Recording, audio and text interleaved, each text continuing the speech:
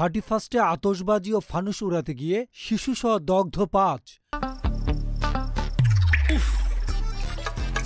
কুয়াশায় সালসিয়ে পানি আর কত হয়রানি আছে সমাধান।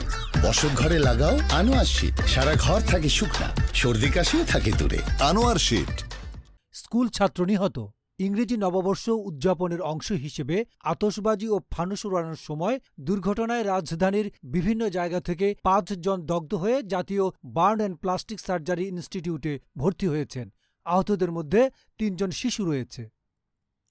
দগ্ধদের মধ্যে 8 বছরের ফারহান নামে এক শিশুর শরীরের 15% দগ্ধ হয়েছে। বাকি 2 শিশু হল 12 বছর বয়সী সিফান মল্লিক, 3 বছর বয়সী তাফসির। এছাড়াও সেন্টু এবং সম্রাট নামে 2 জন প্রাথমিক চিকিৎসা নিয়ে হাসপাতাল ছেড়েছেন।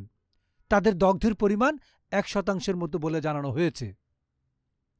জাতীয় বার্ন ও প্লাস্টিক সার্জারি ইনস্টিটিউটের আবাসিক সার্জন ডা.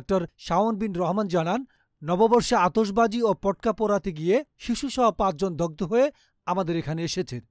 তাদের মধ্যে ফারহানের 15%, সিফাত মল্লিক ও সম্রাটের 1% এবং সেন্টু ও তফসিরের 2% দগ্ধ হয়েছে।